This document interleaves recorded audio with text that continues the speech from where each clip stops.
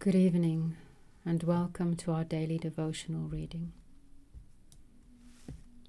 Let's quiet our minds and our hearts. Let's turn inward and listen to Plato.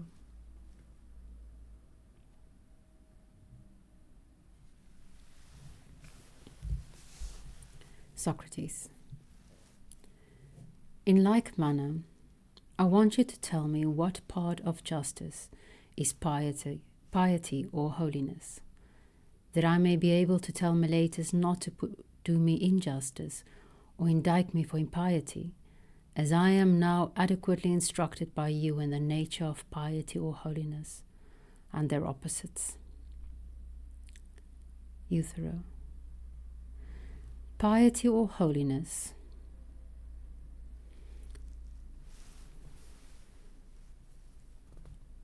Socrates, appears to me to be that part of justice which attends to the gods, as there is other part of justice which attends to men. That is good, Euthyphro, yet still there is a little point about which I should like to have further information. What is the meaning of attention? For attention can hardly be used in the same sense when applied to the gods as when applied to other things. For instance, horses are said to require attention, and not every person is able to attend to them, but only a person skilled in horsemanship. Is it not so?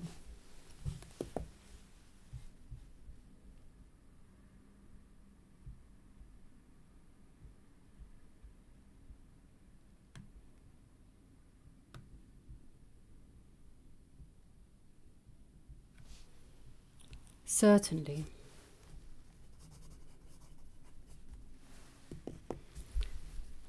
I should suppose that the art of horsemanship is the art of attending to horses. Yes. Nor is everyone qualified to attend to dogs, but only the huntsman. True. And I should also conceive that the art of the huntsman is the art of attending to dogs. Yes. As the art of the oxherd is the art of attending to oxen. Very true. In like manner, holiness or piety is the art of attending to the gods. That would be your meaning, Euthyphro. Yes. And is not attention always designed for the good or benefit of that to which the attention is given?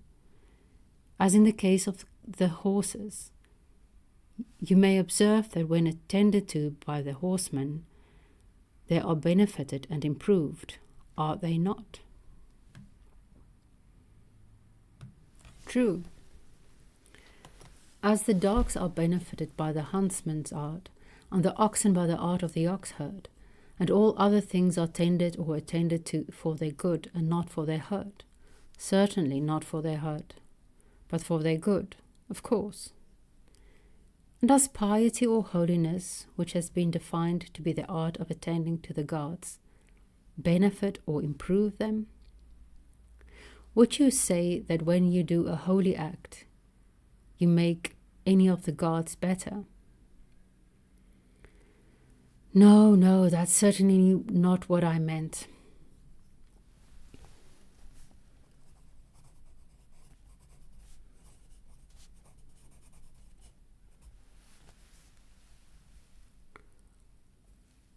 And I, Euthyphro, never supposed that you did. I asked you the question about the nature of the attention, because I thought that you did not. You do me justice, Socrates. That is not the sort of attention which I mean. Good. But I must still ask, what is the attention to the gods which is called piety? It is such, Socrates, as servants show to their masters. I understand, a sort of ministration to the gods. The Greek is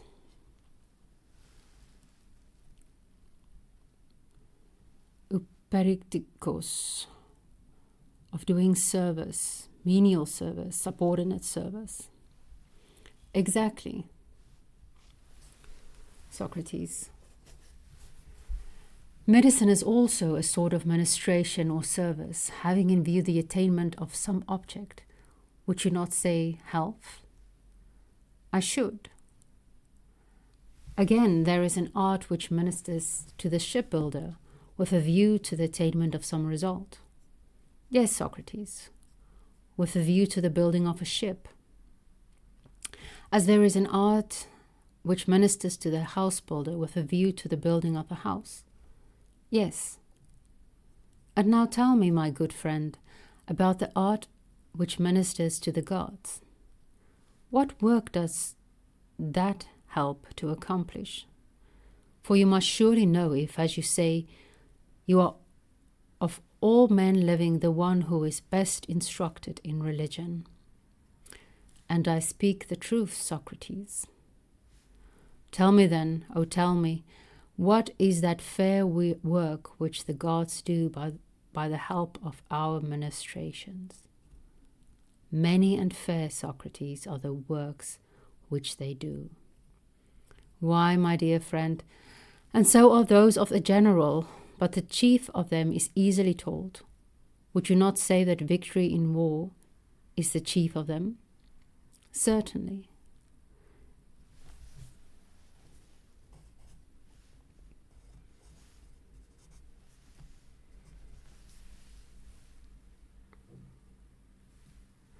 Many and fair too are the works of the farmers, if I am not mistaken.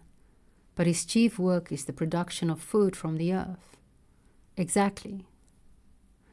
And of the many and fair things done by the gods, which is the chief or principal one?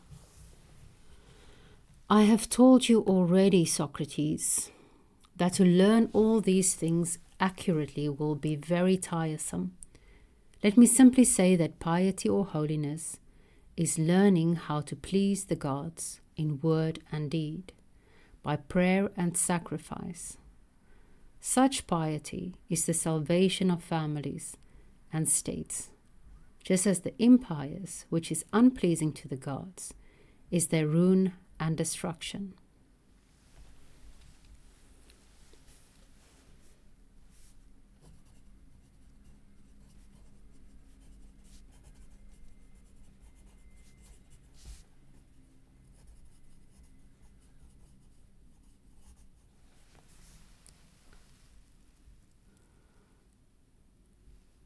Socrates. I think that you could have answered in much fewer words the chief question which I asked Euthyphro, if you had chosen. But I see plainly that you are not disposed to instruct me. Clearly not. Else why, when you reach the point, did you turn aside? Had you only answered me, I should have truly learned of you by this time the nature of piety. Now, as the asker of the question is necessarily dependent on the answerer, the other translation reads as something like, as the inquirer needs to follow, the lover of inquiry needs to follow the beloved. Whither he leads, I must follow, and can only ask again, what is the pious and what is piety? Do you mean that they are a sort of science of praying and sacrificing? Yes, I do.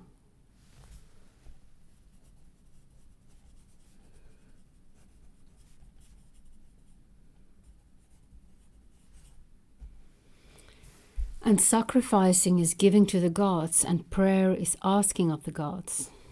Yes, Socrates. Upon this view, then, piety is a science of asking and giving. You understand me capitally, Socrates. Yes, my friend, the reason is that I am a votary of your science, and give my mind to it, and therefore nothing which you say will be thrown away upon me. Please then to tell me, what is the nature of this service to the gods? Do you mean that we prefer request and gifts to them? Yes, I do. Is not the right way of asking to ask of them what we want? Certainly. And the right way of giving is to give to them in return what they want of us. There would be no in an art which gives to anyone that which he does not want.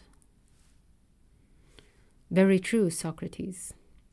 Then piety, Euthyphro, is an art which gods and men have of doing business with each other. That is an expression which you may use if you like, but I have no particular liking for anything but the truth. I wish, however, that you would tell me what benefit accrues to the gods from our gifts. There is no doubt about what they give to us, for there is no good thing which they do not give. But how we can give any good thing to them in return is far from being equally clear. If they give everything and we give nothing, that must be an affair of business in which we have very greatly the advantage of them. And do you imagine, Socrates, that any benefit accrues to the gods from our gifts? But if not, Euthyphro, what is the meaning of gifts which are conferred by us upon the gods? What else but tributes of honor? And as I was just now saying, what pleases them? Piety, then, is pleasing to the gods, but not beneficial or dear to them. I would say that nothing could be dearer. Then once more the assertion is repeated that piety is dear to the gods. Certainly.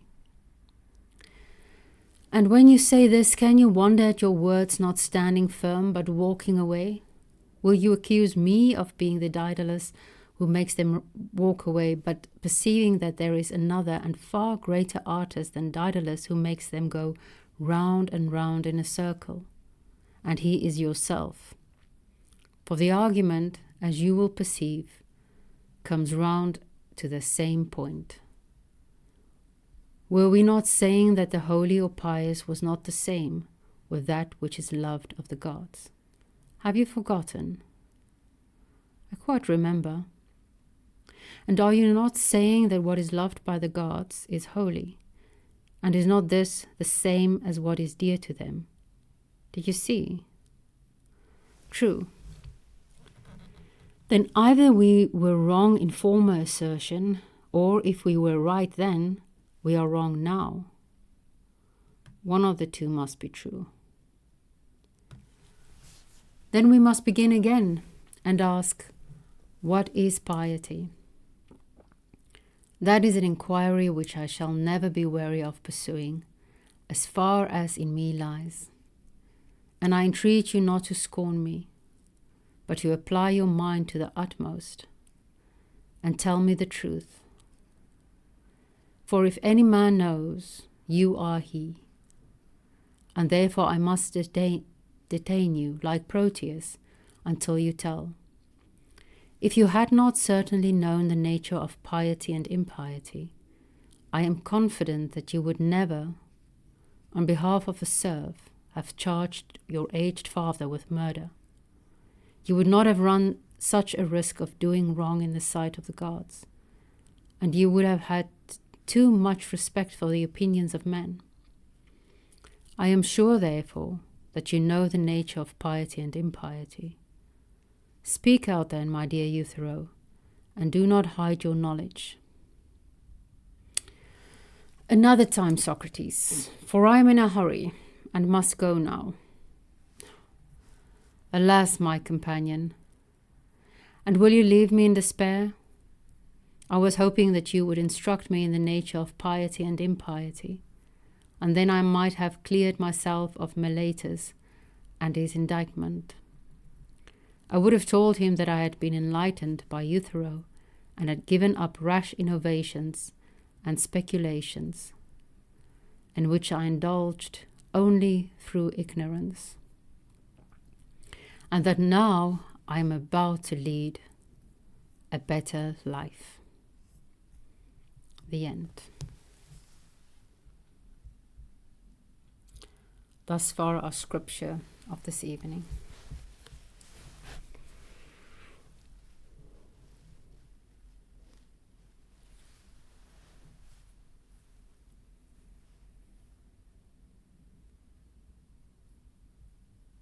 A lot is said about Socrates' irony and his use of irony. And I'm wondering now, to what extent is Socrates earnest in the end? To what extent is he truly hoping that Euthyphro or someone else might provide him with an answer?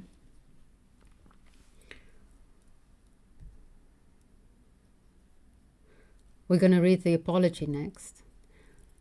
And he does explain his own action there a little bit further. And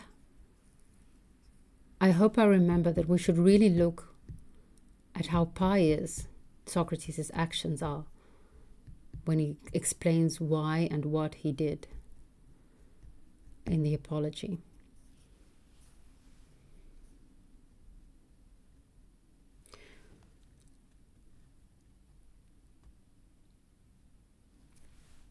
For Socrates is truly searching for someone who lives the virtues.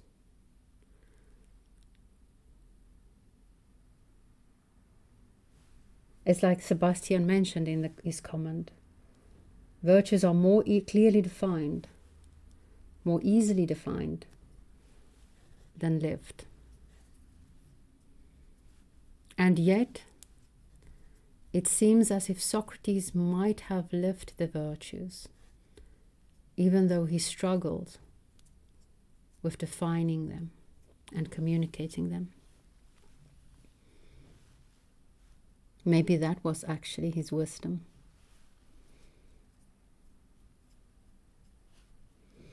What is piety? Tonight is our last night of looking at this question. What is piety?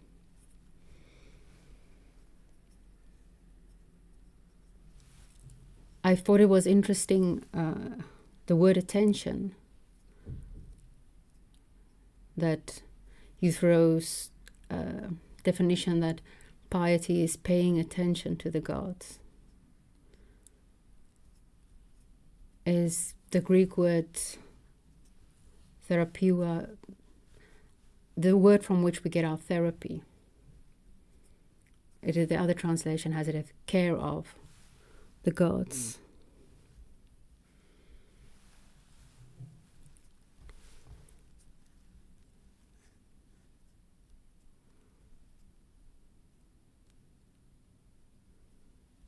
What do we pay attention to?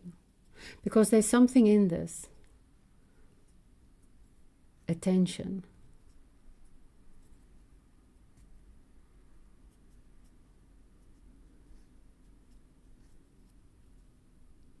And how what we pay attention to, what we administer to,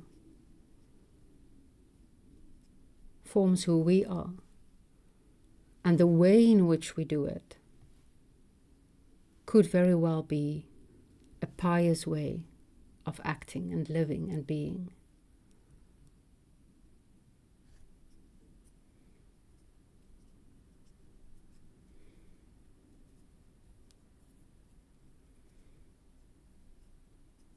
Attention is one of our most expensive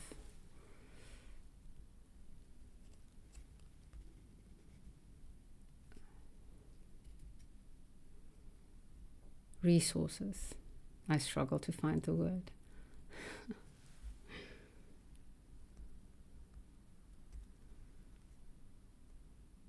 How and to what do we pay attention?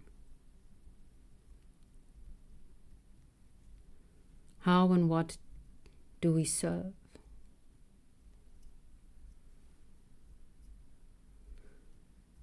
And do we make that which we serve better? I am fortunate enough to have quite odd friends. And I'm quite sure that in a conversation with some of them at least, this idea that we make the gods better by our service to them would not be written off that easily. In fact, when I look at Socrates and what he tried to do was, if not making the gods themselves better, improving people's view of the gods, giving people something that they can truly aspire to.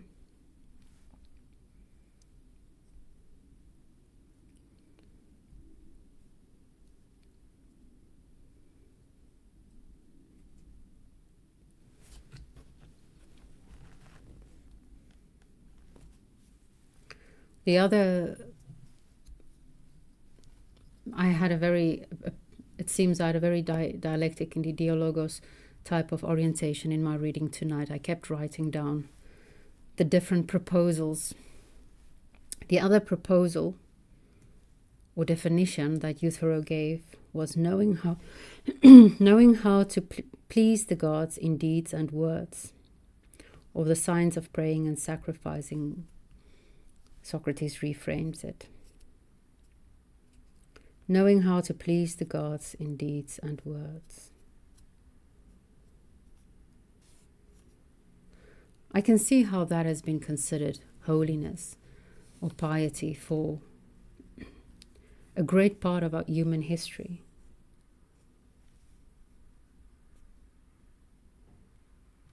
In fact, that's probably one of the reasons why the Epicureans refrained from involvement with the gods, because this desire to know how to please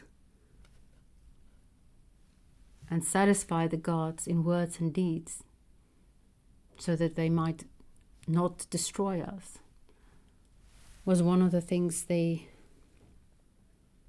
shun.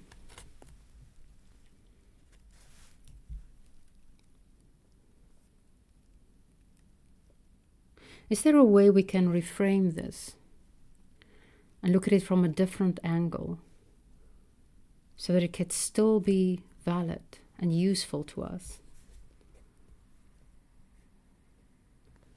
Knowing how to please the gods in deeds and words.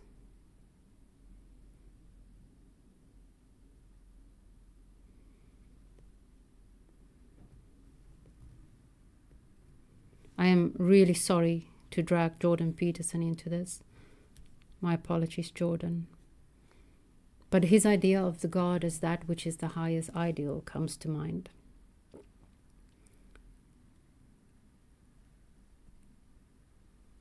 Acting and speaking in ways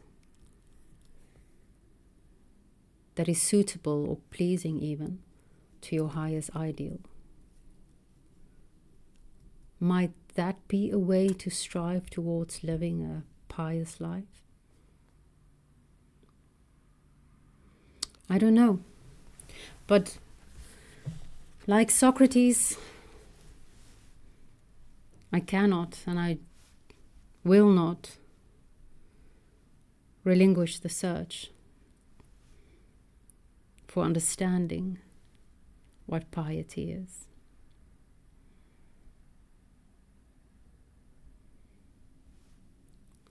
And so, dear friends, we end Euthyphro and the official question of what is piety. But we have 362 more days, 61 more days to search for the answer.